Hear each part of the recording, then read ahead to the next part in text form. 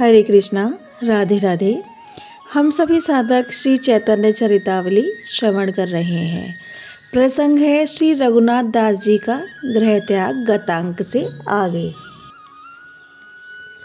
लाखों मनुष्य उन दिनों रघुनाथ दास जी के च्योरों का स्मरण करके, उनकी उदारता और त्यागवृत्ति को स्मरण करके गद्य गद्य कंठ से अश्रु बहाते हुए प्रेम में विभोर होकर नृत्य करते हैं।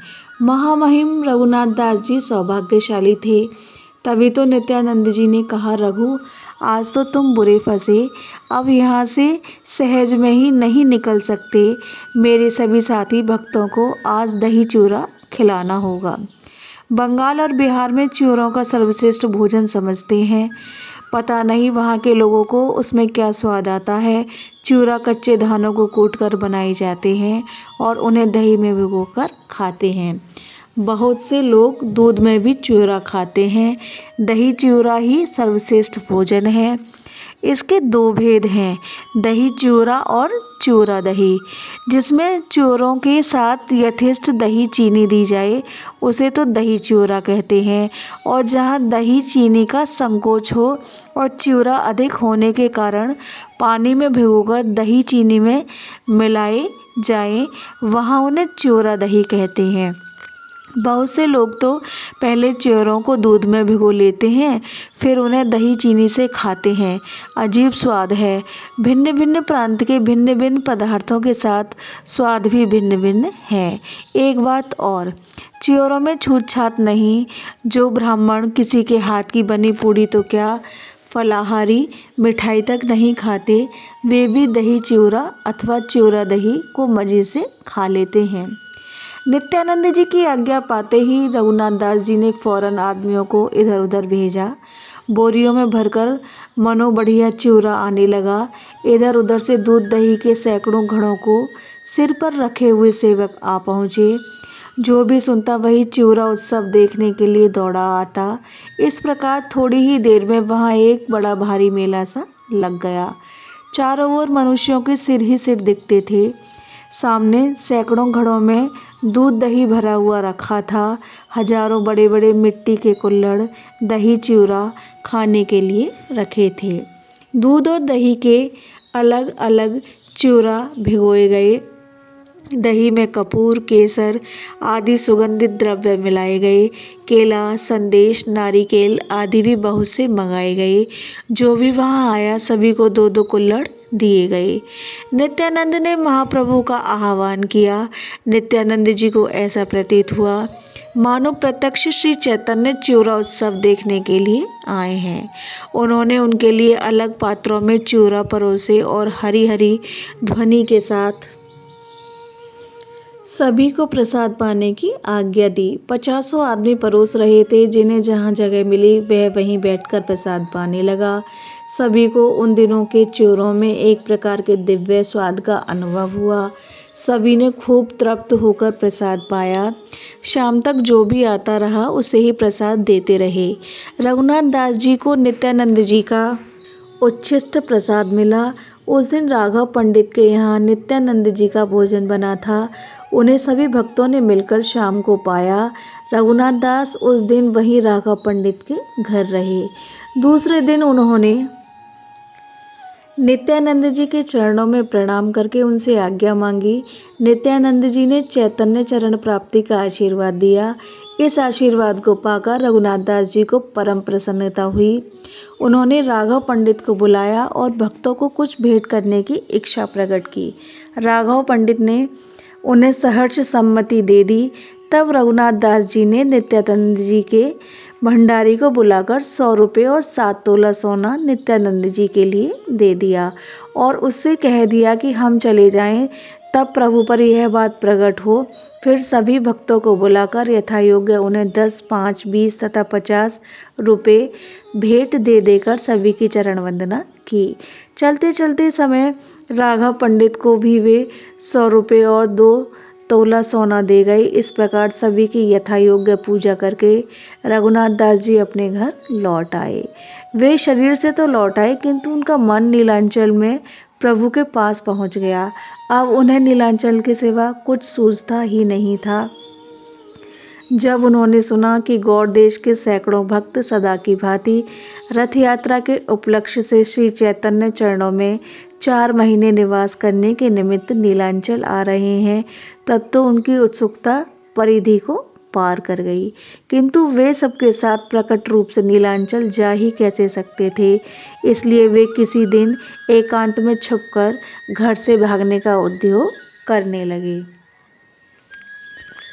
समय आने पर प्रारब्ध सभी संयोगों को स्वयं ही लाकर उपस्थित कर देता है।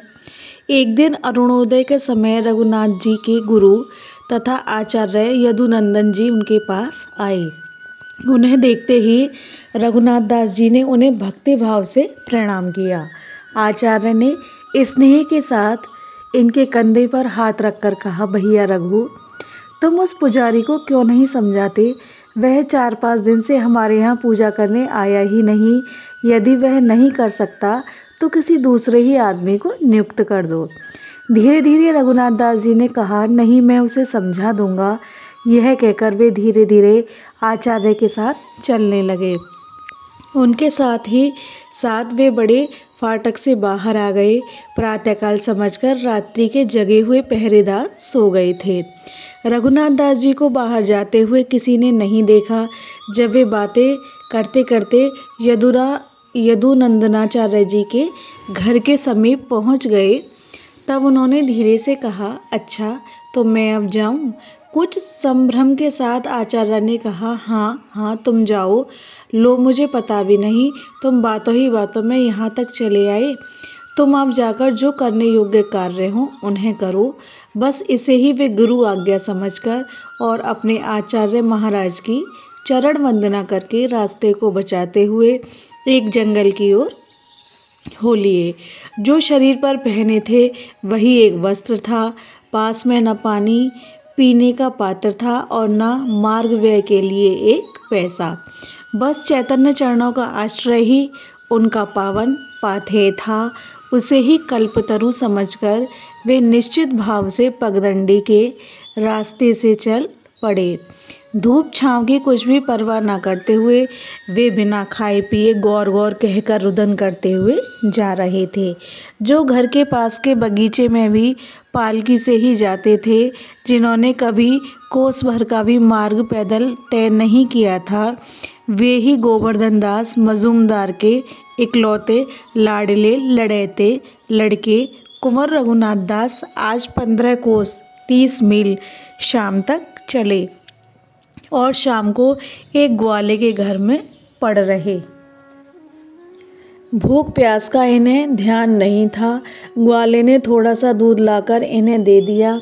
उसे ही पीकर ये सो गए और प्रातःकाल बहुत ही सवेरे फिर चल पड़े।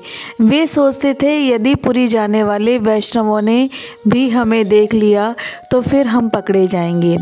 इसलिए वे गांव में न होकर पगडंडी के रास्ते से जा रहे थे। इधर प्रातःकाल होते ही रघुनाथ दास जी की खोज होने लगी। रघुनाथ यहाँ, रघुनाथ वहाँ, यही आवाज़ चारों ओर सुनाई देने लगी।